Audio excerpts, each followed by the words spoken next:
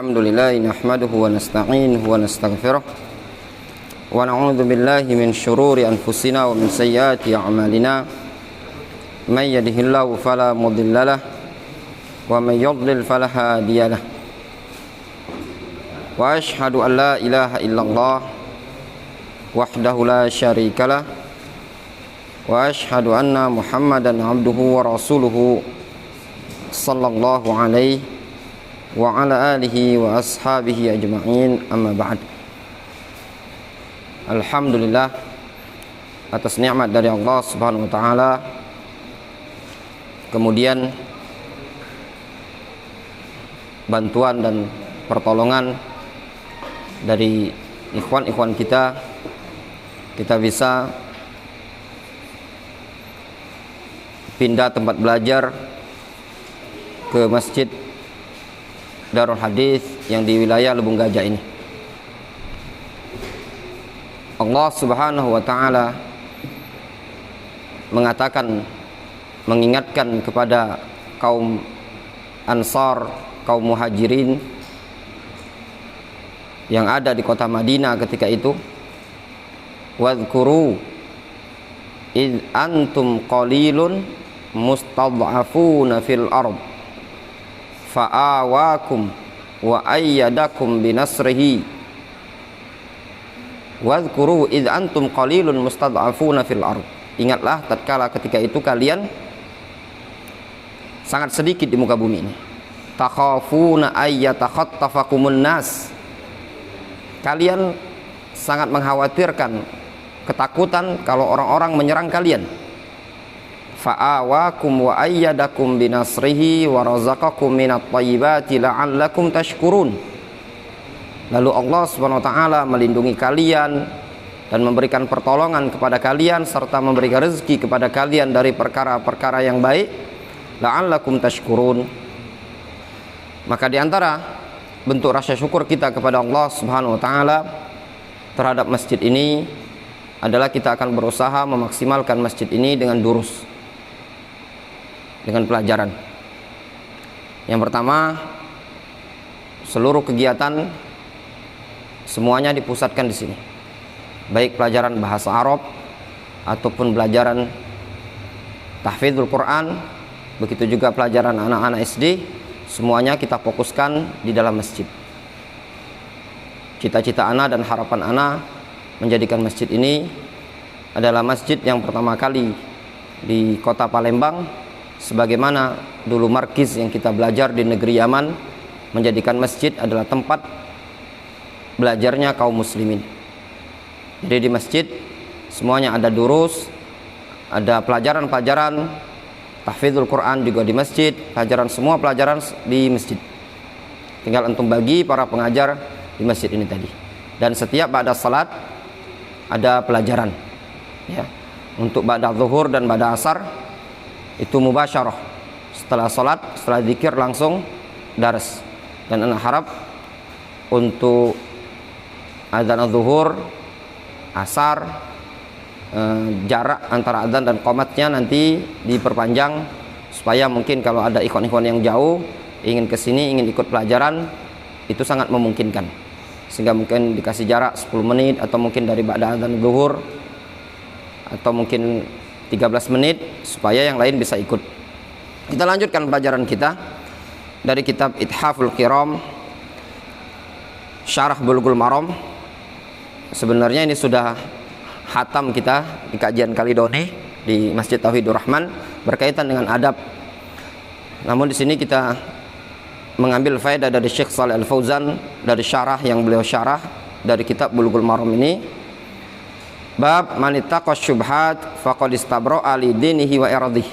Bab barang siapa yang menjaga diri dari syubhat, maka sungguh dia telah membersihkan agama dan kehormatannya. Pada bab ini penulis Al-Hafidz Ibnu Hajar membawakan hadis yang juga pernah disebutkan oleh Imam An-Nawawi dalam Arba'in An-Nawawiyah, yaitu hadis An-Nu'man ibn Bashir. Qala sami'tu Rasulullah sallallahu alaihi wasallam yaqul.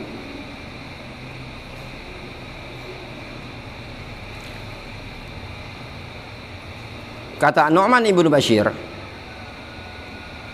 aku mendengar Rasulullah SAW ketika itu beliau bersabda, wa ahwa an-Nu'man bi usbu'aihi ila udhunaihi.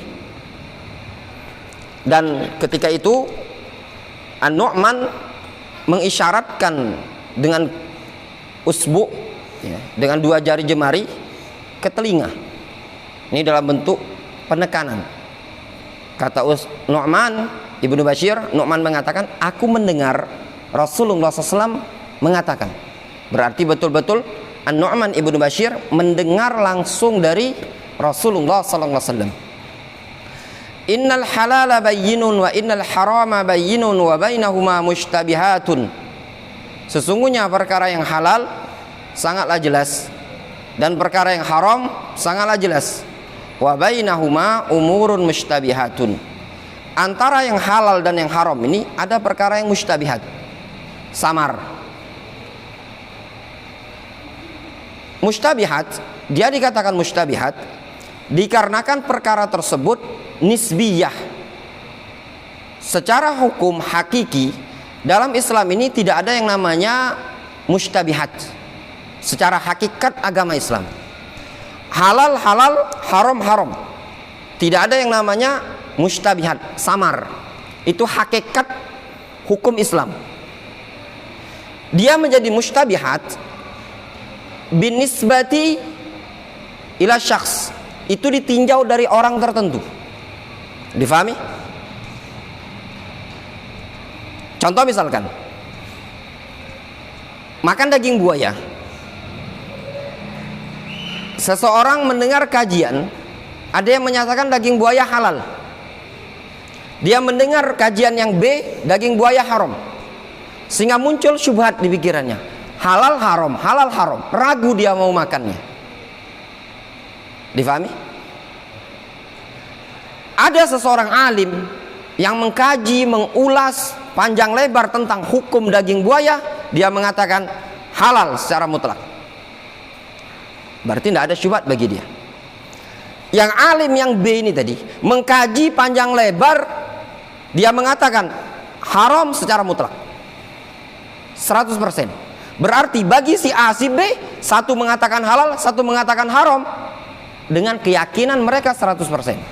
Tinggal yang jadi masalah, muncul syubhat bagi orang yang nggak ngerti masing-masing argumentasi ini tadi. Difahami? Ini yang disebut dengan syubhat. Contoh yang lain, misalkan dalam bab muamalah. Seseorang bekerja. Dia kerja di suatu perusahaan, dapat tugas dari perusahaan tersebut untuk benari misalkan AC suatu rumah. Kebetulan yang dibenarin ini tadi rumahnya Pak Asyari. Pak Asyari ini kan sudah akrab. Yang benari Pak D Slamet, dan sudah akrab. Tapi masalahnya tadi, ini tugas dari perusahaan Pak D Slamet ke rumah Pak Asyari. Tergambar? Pak Asyari ngasih hadiah. Tergambar? Bingung Pak D Slamet. Diambil, ya normalnya dia ngasih, ya enggak? Normal ngasih. Kan lah bekawan lah biasa. Dak diambil, diambil meragukan dari sisi mana? Dari sisi Pak D Slamet ini tugas perusahaan, kan lah digaji. Dak diambil juga sayang pikir, ngapo? Karena lah ada kedekatan biasa, saling injuk, tetangga. Cuman kebetulan gawe ini gawe perusahaan. Tergambar pada selamat. Ya enggak? Nah itu tadi. Muncullah, boleh enggak? Boleh apa enggak? Muncul syubhat. Nanya Ustaz, macam mana lah? Sama juga, memungkinkan juga Ustaz ini muncul syubhat. Maka jawabannya sudahlah, lain waktu baik aja. Itu tadi. Karena pribadi kadang ada pertanyaan-pertanyaan. Dia inilah biasa, Ustaz, lah kawan, memang agak ngenjuk. Tapi kebetulan ini gawian. Tergambar Pak Selamat deh. Nah, itu tadi. Ini namanya syubhat. Nah, syubhat ini kata Rasul, la ya'lamuhunna katsirun minan nas. Tidak banyak orang yang tahu. Faman ittaqa syubhat faqad istabra'a li dinihi wa irdihi. Siapa yang menghindar dari syubhat ini tadi, berarti dia telah membersihkan agama dan kehormatannya. Kalau tidak diambil syubhat ini tadi, sudah lain waktu baik Pak Syari. Karena ini gawian perusahaan. Selamat agamanya. Ngapa? Selamat dari tuduhan ngambil suap. Ya nak, ngambil duit tif. Duit tif istilahnya teh. Nah, tif ya. Nah. Kehormatannya juga selamat. Wa man waqa'a fi syubhat waqa'a fil haram. Siapa yang terjatuh pada syubhat ini tadi, maka nanti akan terjatuh pada perkara yang haram. Kaget dari Pak Asyari, terbiasa. Kaget dapat dari Medi lagi, dapat dari Tata, terus Pak Ade Selamat. Lama-lama orang tidak kenal sama sekali, dikantonginya terus. Kan lah terbiasa Pak. Itu tadi. Karra'i yar'a haulal hima. Gambarannya kata Rasul seperti ar-ra'i, penggembala yang menggembala sekitar area larangan. Ada wilayah, ada tulisan dilarang masuk, hutan lindung. Di samping itu tadi menggembala. Nah, orang yang mendekat-dekat ke syubhat, ngambil syubhat, ini ibarat wong ngembala di samping tanah hutan lindung. Yushiku ayyar ta'afi, hampir-hampir saja dia akan mengembala di samping tadi. Ala wa inna likulli malikin hima. Ketahuilah setiap penguasa itu punya area larangan. Ala wa inna himallahi maharimuhu. Ketahuilah sesungguhnya larangan Allah atau batasan-batasan Allah adalah maharimuhu, adalah hal-hal yang diharamkan oleh Allah Subhanahu wa taala. Ala wa inna fil jasadi mudghah. Ketahuilah pada jasad itu ada suatu hati, ada suatu daging. Idza saluhat saluhal jasadu kullu. Kalau daging ini baik, baik juga seluruh jasad. Wa idza fasadat fasadal jasadu kullu. Kalau daging ini buruk, maka seluruh anggota badan buruk. Ala wahyal qalbu. Ketahuilah itu adalah hati. Muttafaqun alaih. Wa ahwa an-Nu'man bi usbu'ihi ila udhunayhi hadza ta'kidun annahu sami'a hadza minan nabiyyi sallallahu alaihi wasallam bi nafsihi wa lam yarwi an ghairihi. Nu'man mengisyaratkan telunjuknya ke telinga tadi, itu merupakan penekanan bahwasanya beliau mendengar langsung dari Nabi, bukan meriwayatkan dari sahabat yang lain.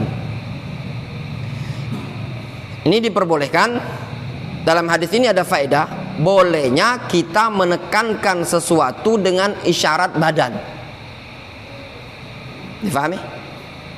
Seperti ini tadi. Nu'man mengatakan, aku dengar Nabi, sambil Nu'man mengisyaratkan dua jarinya tadi ke telinga dengan mengatakan, aku mendengar Nabi. Difahami? Kata Pak Ade Selamat, aku terjengok nih Ustaz dengan matok palok ini nah. Boleh tak? Itu diperbolehkan. Isyarat seperti itu tadi. Itu namanya penekanan. Hadza haditsun azimun minal ahaditsil arba'ah allati taduru 'alaiha qawaidul Islam wa qad nazamaha ba'dhum biqaulihi umdatud din 'indana kalimatun arba'un min kalami khairil bariyati ittaqi syubhati wazad wada' ma laysa ya'nika wa'malan biniyati. Hadis ini adalah termasuk hadis yang sangat agung dari hadis-hadis yang padanya berporos agama Islam. Sungguh telah disusun dalam sebuah nazam bait syair, umdatud din indana kalimatu arba'un. Pokok agama ada 4 hadis. Ittaqi syubhat wazhad wada. Yaitu hadis jauhilah syubhat, dan juga hadis izhad fid dunya, yuhibbukan nas, ya, zuhudlah engkau dalam perkara dunia, maka orang-orang akan mencintai engkau.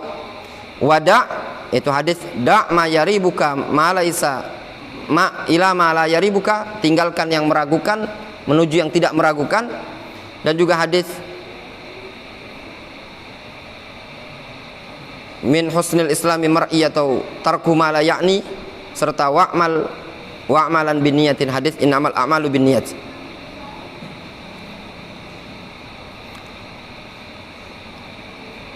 Empat hadis ya. Hadis yang pertama, jauhi syubhat ini tadi. Hadis kedua, zuhudlah terhadap dunia. Hadis ketiga, min husnil islamil mar'i tarku ma la ya'nihi. Hadis yang keempat, hadis innamal a'malu binniyat. Itu inti dalam agama Islam. Arba'atu ahadits ittaqi syubhat. Wa huwal hadits alladzi ma'ana, itu hadis yang bersama kita. Wazhad hadza sayati, ini akan datang penjelasannya, fi qaulihi izhad fima indan nas yuhibbukan nas warghab fima indallah yuhibbukallah. Zuhudlah engkau perkara dunia, niscaya orang-orang akan suka kepada engkau, dan berharaplah engkau pada perkara yang ada di sisi Allah, niscaya Allah akan mencintaimu. Itu juga kunci hidup. Kunci banyak teman di dunia ini, jangan kita pelit terhadap dunia, rakus terhadap dunia. Orang yang tidak rakus terhadap dunia akan dicintai umat manusia. Kenapa? Karena kebanyakan perselisihan, permusuhan dalam perkara dunia ini di tengah-tengah masyarakat, itu urusan dunia. Ya tak Pak Diselamat, urusan dunia. Kalau kita tidak nganggu barang wong, tidak nganggu harta wong, tidak nganggu duit wong, aman, tidak akan dimusuhi wong.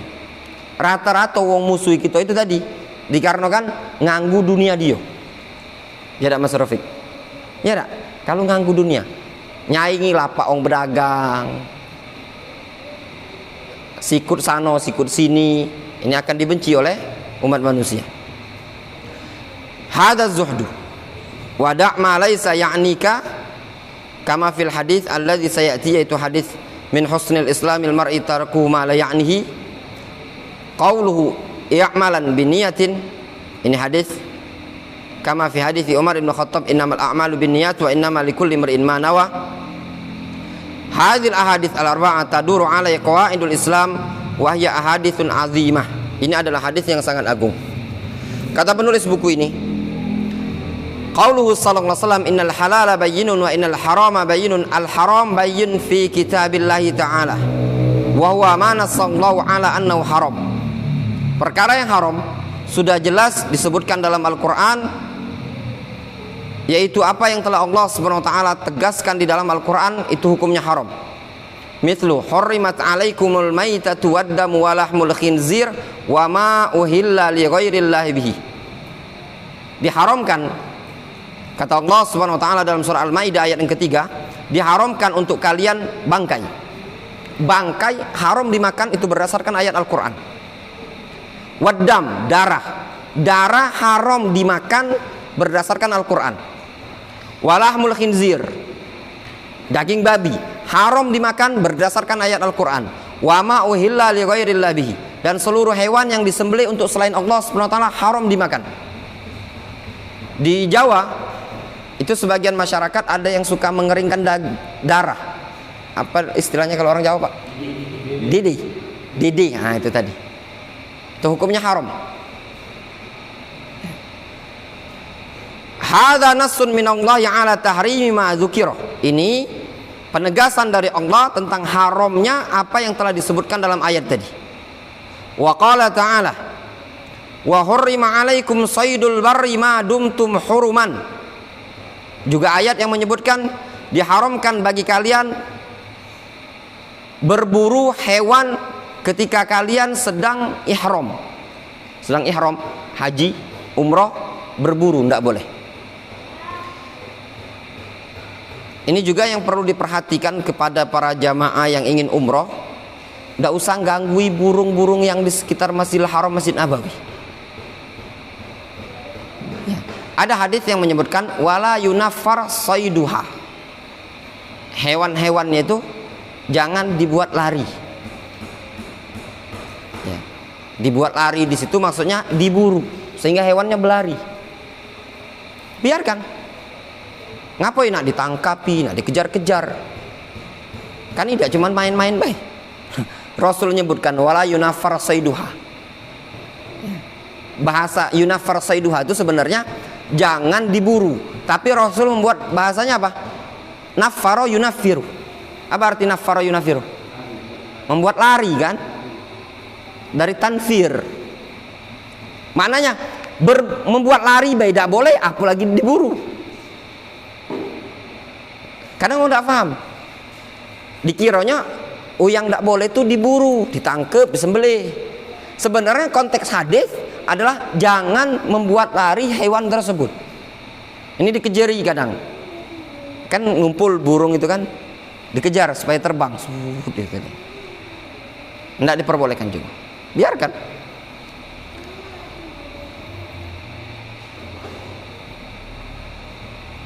Hadza nassun min Allah Ta'ala ala tahrimi as-sayd ma damal insan muhriman asna'a ta'diyati faridatil hajj. Fala syakka annahu haramun wala yashukku ahadun annahu haramun.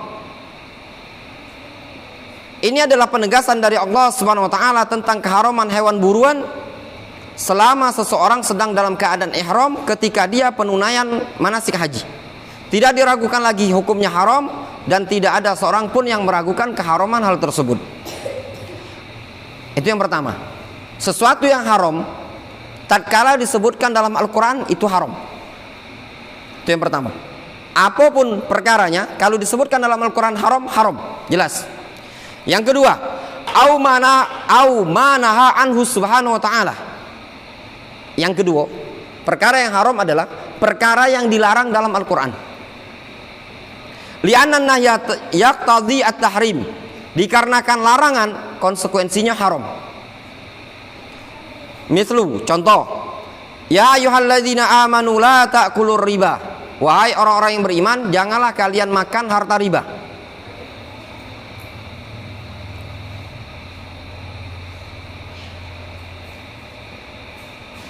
Riba hukumnya haram. Ya ayyuhalladzina amanu taqullah wa dharu ma baqiya minar riba. Wahai orang-orang yang beriman, tinggalkanlah oleh kalian apa yang tersisa dari riba tersebut. Hadza nahyun sharihun. Ini adalah larangan yang jelas sekali dari Allah Subhanahu wa taala. Riba. Apa baik bentuknya larangan dalam Al-Qur'an itu hukumnya haram. Itu baik. Kalau antum ketemu ayat dalam Al-Qur'an ada larangan, berarti itu haram. Contoh yang lain. Innamal khamru wal maisur wal ansabu wal azlamu rijsun min amali syaitan fajtanibu. Allah Subhanahu wa taala menyatakan khamr, judi, berhala, ngundi-ngundi nasib. Ngundi-ngundi nasib itu tebak-tebak nasib. Kalau nak pergi sudah kita pakai duit logam. Kalau dia macan berangkat mancing hari ini. Kalau dia Garuda urung mancing. Nah, itu tadi. Ada kan? Ya Firman. Dari kecil kalau diajari syirik. Ya enggak? Itu kebiasaan masa jahiliyah dulu. Kalau masa jahiliyah dulu mereka anak panah kadang. Atau burung merpati. Itu kan sudah kita jelaskan dulu ya di kajian tauhid di Masjid Tauhidur Rahman. Tatoyur itu namanya. Nah ini sama baik juga. Mancing apa gitu sarin? Payu. Cuman caknya anak agak kurang seret mancing hari ini. Coba kita tebak-tebakan baik. Ini misalkan duit logam. Duit apa sekarang Garuda. Kalau dulu kan gambar duit 100 lah gambar macan ya. Sama burung Garuda ya. Nah, itu juga tidak diperbolehkan.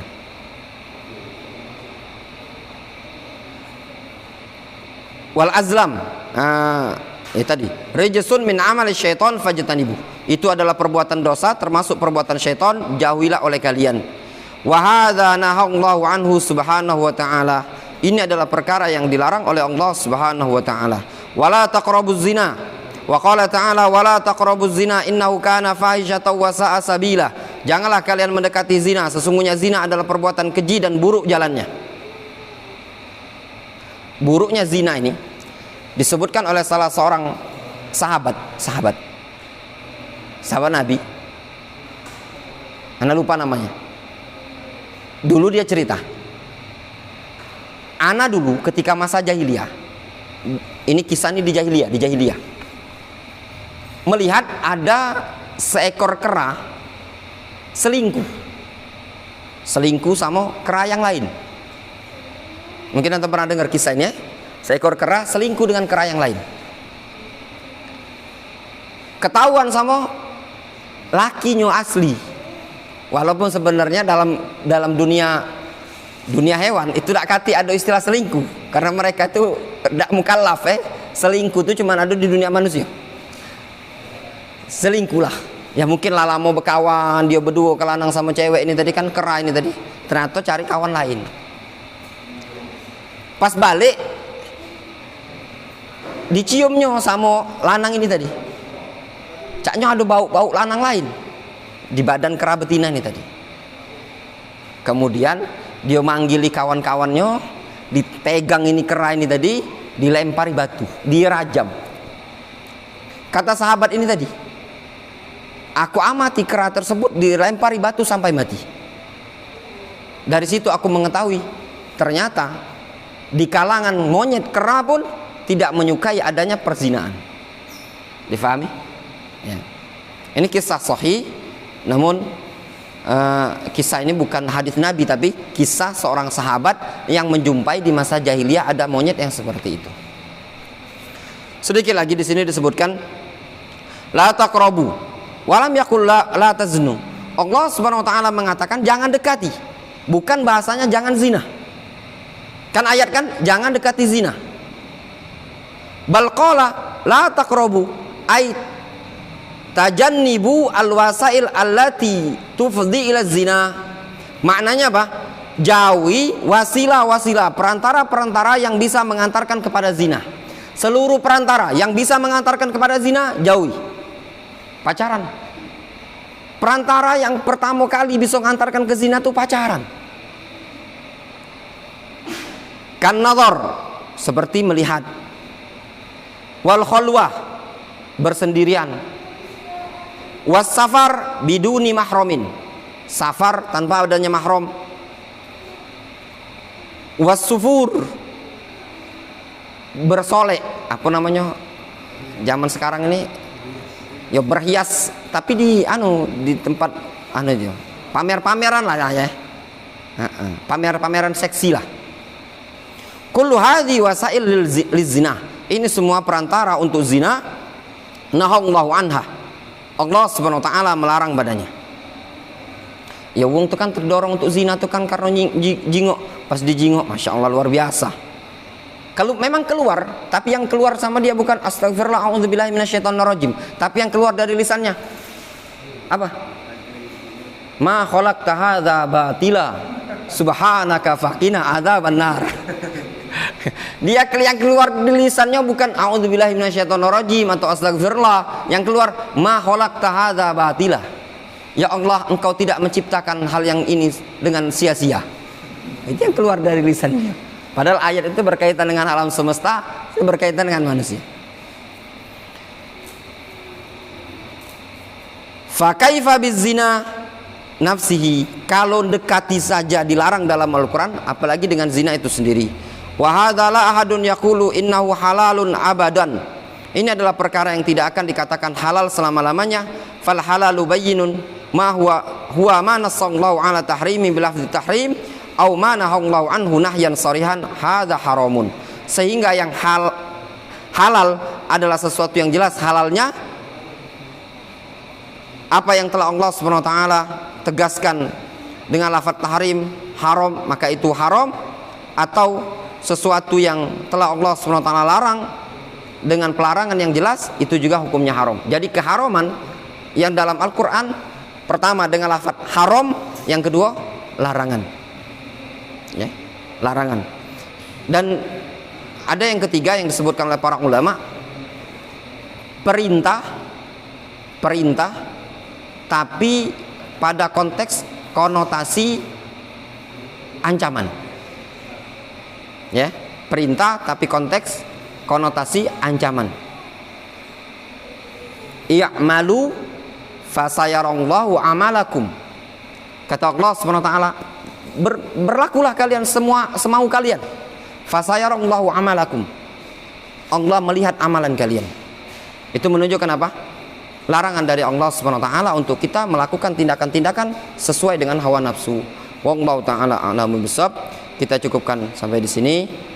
Insyaallah kita lanjutkan di pertemuan-pertemuan berikutnya. Ingat tadi setelah ba'da salat ya. Subhanakallahumma wa bihamdika asyhadu an la ilaha illa anta